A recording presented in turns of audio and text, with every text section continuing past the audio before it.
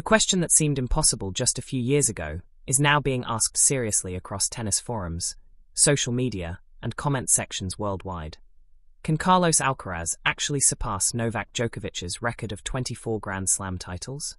After the 22-year-old's historic Australian Open triumph, completing the career Grand Slam at the youngest age in men's tennis history, fans are split right down the middle. Some see an unstoppable force who'll rewrite every record in the books. Others point to one critical factor that could derail the entire project before it even gets to double digits. The debate is fascinating, passionate, and reveals everything about how we think about greatness, longevity, and what it takes to be the greatest of all time. 7 Grand Slam titles at 22 years old. Let that sink in for a moment. Carlos Alcaraz has already matched John McEnroe's career total. He's one ahead of Mats Wilander. He's got more majors at his age than Rafael Nadal did, more than Roger Federer, and significantly more than Novak Djokovic, who had just won Grand Slam before turning 23. The math is staggering. If Alcaraz continues at his current pace, and that's obviously a massive if, he could be closing in on 20 Grand Slams before his 30th birthday. That trajectory has sparked one of the most heated debates in tennis right now. And the fans? They're not holding back. According to a recent poll conducted by Tennis Head through their Talking Points platform, tennis fans were asked point-blank, will Carlos Alcaraz win more Grand Slam titles than Novak Djokovic's 24? The responses reveal a fascinating split in opinion, with compelling arguments on both sides. The optimists came out swinging. One fan wrote, "I think he can, but obviously it depends on so many things. He needs to keep improving his level and his motivation." It's a cautiously optimistic take that acknowledges the enormity of the challenge while recognizing Alcaraz's potential. The key words there are keep improving. Because even at 7 majors, Alcaraz isn't the finished product.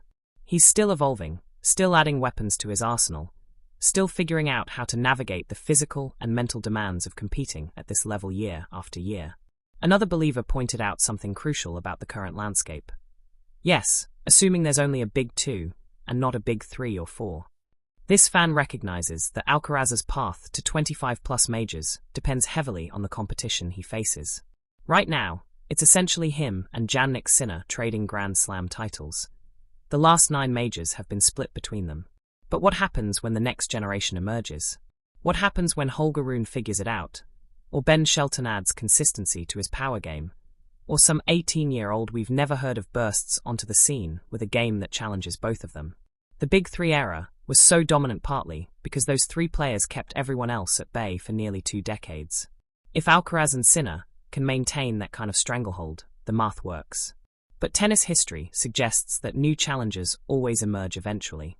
Greg Rosetsky, the former British number 1 and 1997 US Open finalist, threw his support behind Alcaraz reaching astronomical numbers. Speaking to media, Rosetsky said he doesn't see any reason why Alcaraz can't get to 20 Grand Slams if he stays healthy. 20. That's already in the conversation with the Big 3. But Rosetsky added a crucial caveat. To get beyond 20+, that's a different beast. Health is your wealth. You have to be healthy, and you have to be dominant over usually a 10-year period to achieve those things. And there it is. The word that keeps coming up in every discussion about Alcaraz's future. Health. This is where the pessimists enter the conversation, and their arguments are rooted in legitimate concerns that can't be dismissed as hating or negativity. These are people looking at patterns, at history, at the physical reality of how Alcaraz plays tennis. One fan put it bluntly, "It's possible, but unlikely with his playing style. Once the movement is reduced, the playing field will be leveled." This gets at something fundamental about Alcaraz's game. His explosive athleticism, his ability to chase down impossible balls, his willingness to throw his body around the court without regard for the consequences. That's what makes him special. That's what allows him to hit shots nobody else even attempts. But it's also unsustainable over a 15-year career at the highest level.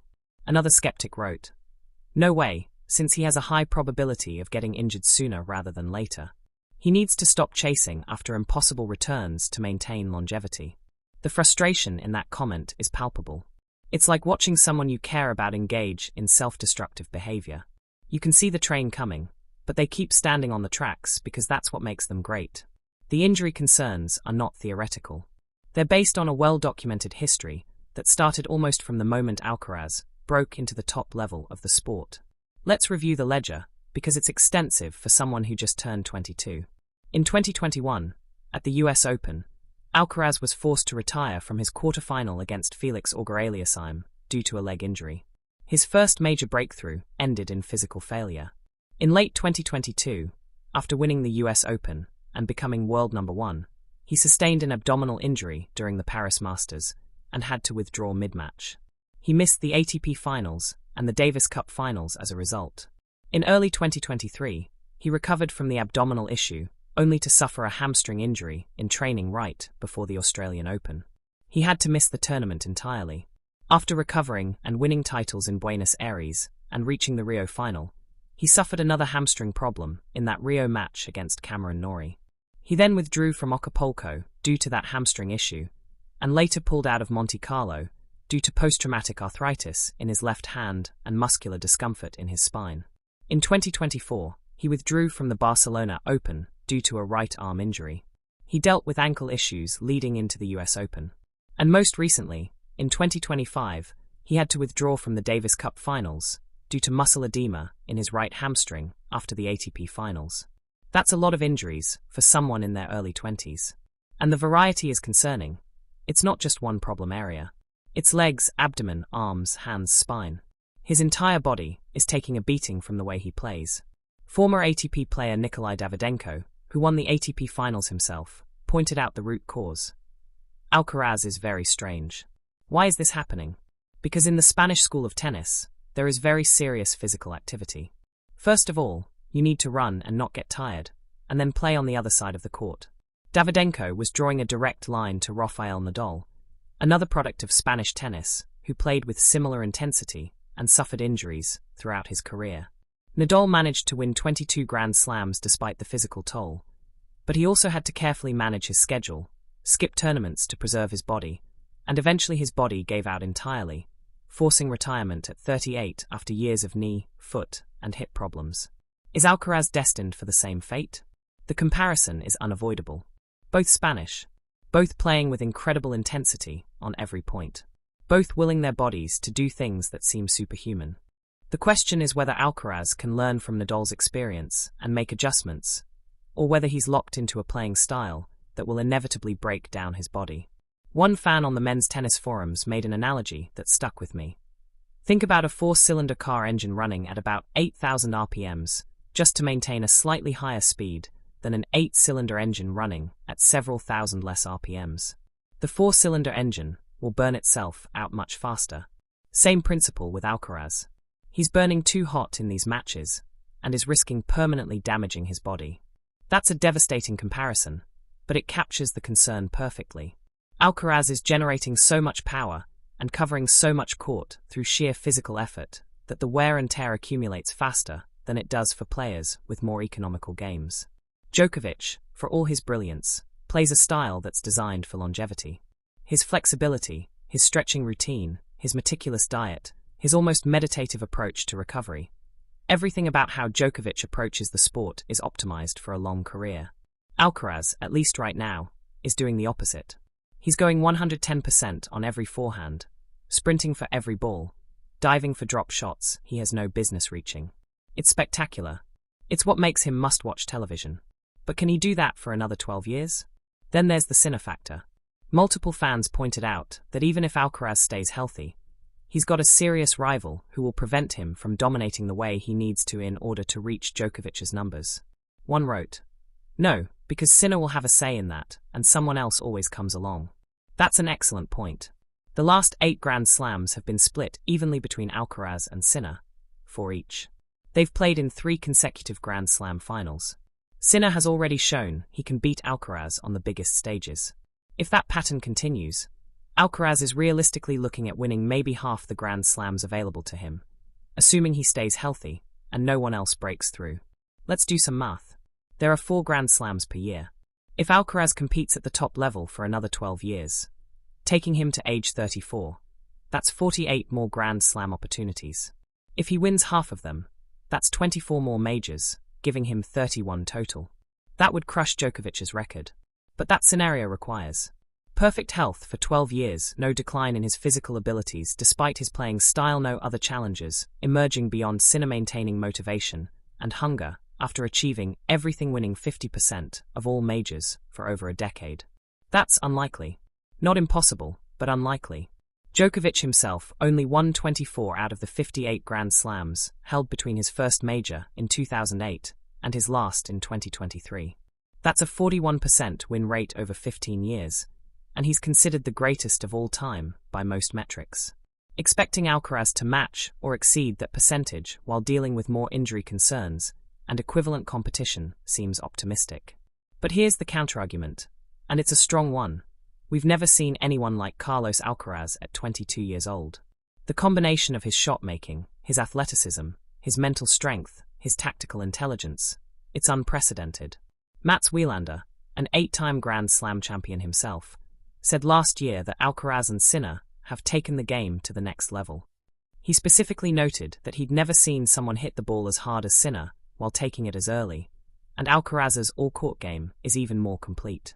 Patrick Mouratoglou, who coached Serena Williams to multiple major titles, went even further after watching the Australian Open final.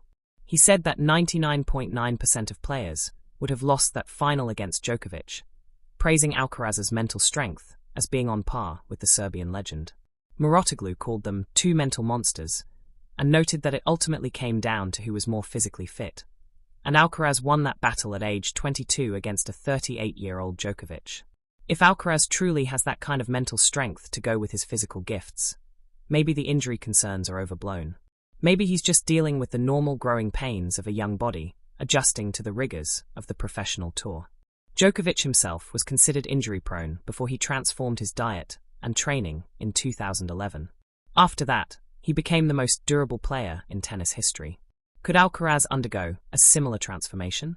He's already made changes. His new service motion, for instance, designed to generate more free points and reduce the physical toll of long rallies. He's working with a new coach in Samuel Lopez after parting ways with Juan Carlos Ferrero. Maybe this is the beginning of Alcaraz version 2.0, a more sustainable version that can compete at this level for 15 years. There's also this to consider. Alcaraz has already shown the ability to fight through physical adversity and still win. The Australian Open semi-final against Zverev is Exhibit A.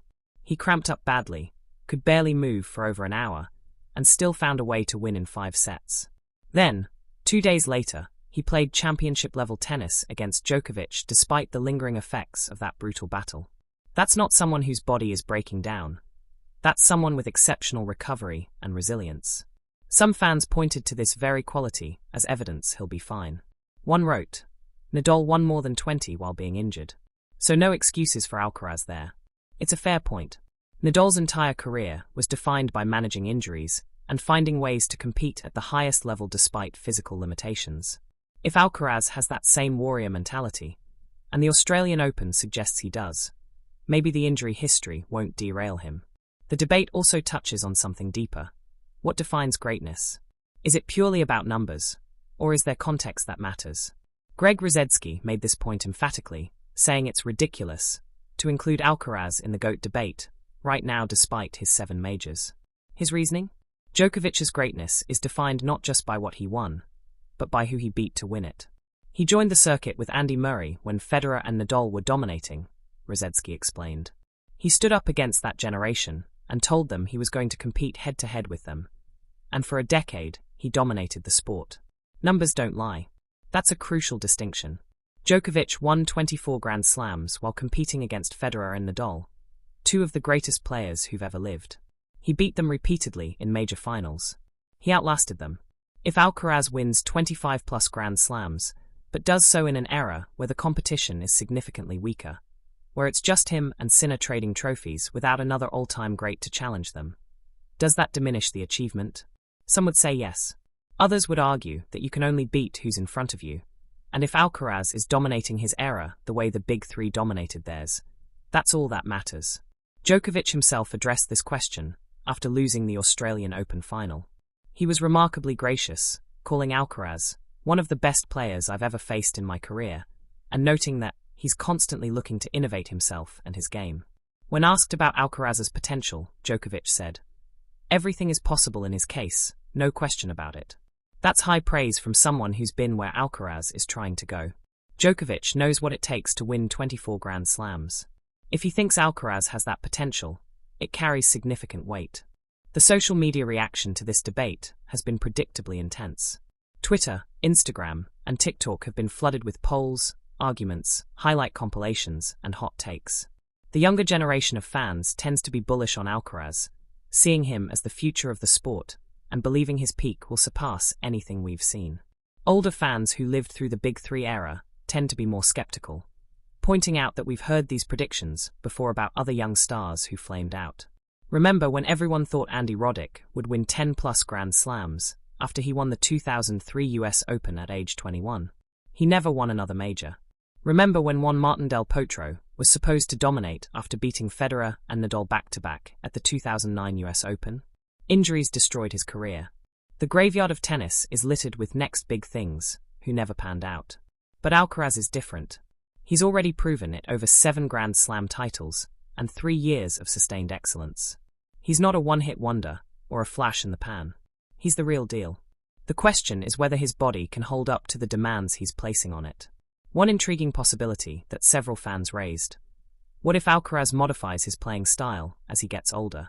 Tennis history is full of players who evolved their games to extend their careers. Federer added a bigger serve and more aggression as he aged. Nadal learned to serve better and end points quicker to reduce the physical toll. Djokovic transformed his entire approach to diet, fitness, and recovery. Could Alcaraz do something similar? Could he learn to be more selective about which balls he chases, to hit with 95% power instead of 110%, to pick his moments rather than going all out on every point?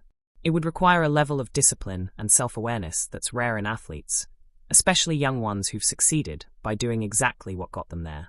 But it's possible. His new service motion is already a step in that direction. He's generating more free points, which means fewer grueling rallies, which means less wear and tear on his body. If he continues making these kinds of strategic adjustments, maybe he can extend his prime from the 8 to 10 years we might expect to 12 to 15 years like Djokovic managed. There's also the schedule management factor. Nadal figured out early in his career that he couldn't play every tournament. He had to pick his spots, prioritize the majors, and skip events to preserve his body for what mattered most. If Alcaraz adopts a similar approach, maybe playing fewer Masters 1000 events, skipping the indoor season occasionally, taking strategic breaks, he might be able to extend his career significantly. The financial reality of modern tennis makes this easier than it was for previous generations. Alcaraz is already set for life financially through prize money, endorsements, and appearance fees. He doesn't need to play 25 tournaments a year to make a living. He can afford to be selective, to prioritize health and longevity over ranking points and short-term results. But will he? That's the psychological question. Some athletes can't help themselves. They want to compete in everything, win everything, prove themselves constantly. If Alcaraz has that mentality, it could work against him. If he can learn to be more calculated, it could be the difference between 15 Grand Slams and 25. Looking at the trajectory, here's what seems most likely based on all the evidence. Alcaraz will almost certainly get to double-digit Grand Slams. Even the pessimists generally concede he'll win 10 to 15 majors if things go reasonably well. The question is whether he can push beyond that into the 20-plus territory where the all-time greats live.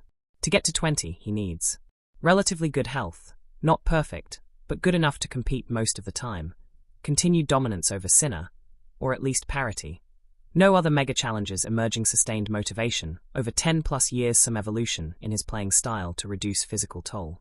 To get to 25 and surpass Djokovic, he needs all of the above plus extraordinary luck with injuries, an unprecedented sustained excellence over 12 to 15 years, and probably some weakening of the competition as he ages. It's possible. The talent is there. The mentality seems to be there based on what we've seen in Melbourne and other big moments.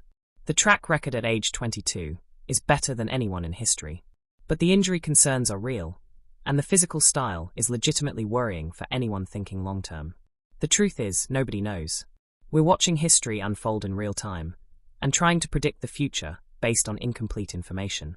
Alcaraz could win 30 Grand Slams and make everyone look foolish for doubting him. He could suffer a serious injury next year and never reach double digits. Most likely, the reality will be somewhere in between. A brilliant career with 15 to 20 majors that establishes him as an all-time great without quite reaching Djokovic's record. But that's what makes sports beautiful. We don't know the ending yet. Every tournament is another chapter in a story that could go in multiple directions.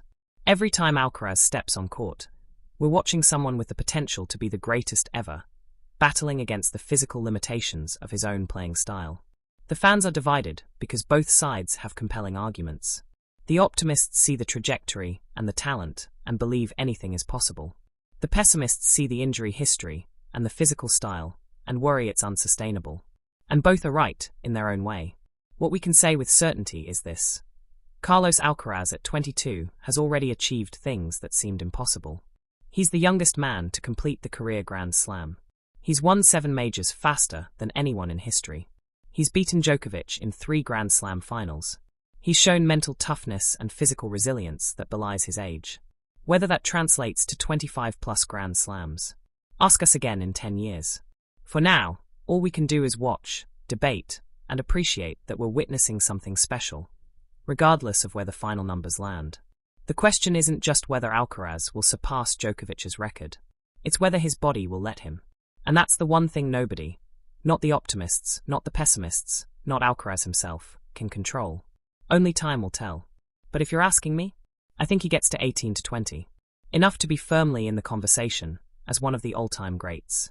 Probably not enough to break Djokovic's record, but enough to have a career that generations of tennis fans will talk about with reverence. And honestly, if that's where he ends up, that's still absolutely extraordinary.